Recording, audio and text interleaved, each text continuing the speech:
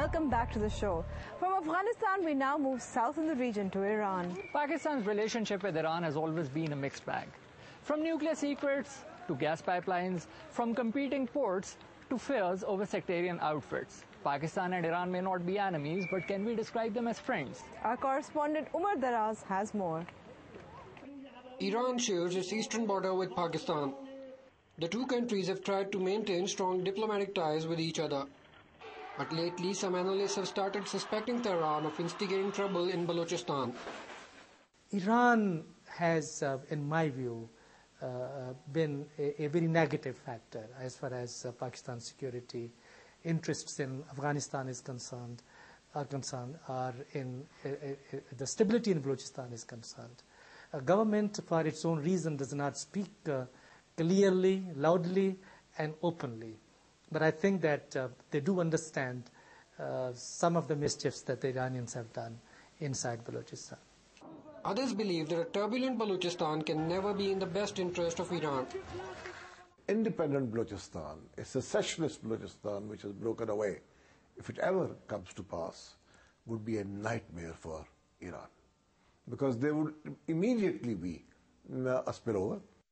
But many analysts also believe that Gwadar can undermine Tehran's commercial interests in the region. They claim that the deep sea port on Pakistan's southwestern coast can easily render Iranian ports of Bandar Abbas and Chabahar irrelevant. Gwadar can handle a lot more than Chabahar or even Bandar Abbas.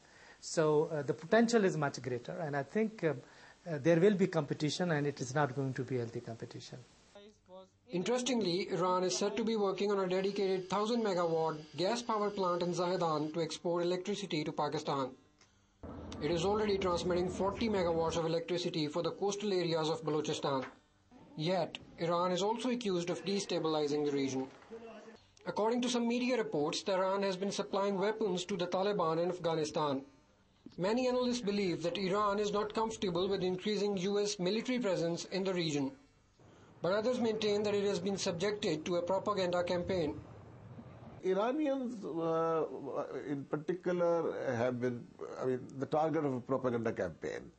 You see, there's a lot of sort of open space which can be used by smugglers. I mean, if smugglers can smuggle other things, they can smuggle arms too. But that doesn't mean that the states are involved. Some analysts believe that the international community should engage Iran constructively to address the regional problems. But they also point out that Tehran should not be allowed to meddle in Balochistan. Actually, relations are not that bad. Of course, there are areas of convergence of interests, and there are areas of conflict. Those areas of conflict are primarily Pakistan's own interests and how we develop Balochistan, stability. And Iran should have no business in Balochistan. The IPI gas pipeline project can help the two countries narrow their political differences. Most analysts believe that Pakistan and Iran should create mutual dependencies and try to work with each other. Umar Daraz, DawnNews. Iran is not too happy about US presence in the region, but clearly the US is here to stay. In the following report, we'll see why. First, there's the money. Last week, the U.S. Senate Appropriations Committee approved about $900 million in economic and security aid for Pakistan. That's just a drop in the ocean, though. The U.S. has committed to giving Pakistan $1.5 billion annually for 5 years. Then there is military and intelligence cooperation. According to a Dawn newspaper report, the US and Pakistan have made a new plan to share data collected by unmanned Predator drones. According to an official associated with the US Central Command, the program is designed to provide intelligence capability, not a weapons capability. The idea is to shore up Pakistan's counterinsurgency capability. Willingness, on the other hand, will be gauged by mechanisms for oversight and accountability. That's the language of legislation, but it clearly spells out America's intentions. In a statement made before President Asif Ali Zardari's trip to Washington, US President Barack Obama said, "We want to respect their sovereignty, but we also recognize that we have huge strategic interests. huge national security interests in making sure that Pakistan is stable and that you don't end up having a nuclear-armed militant state.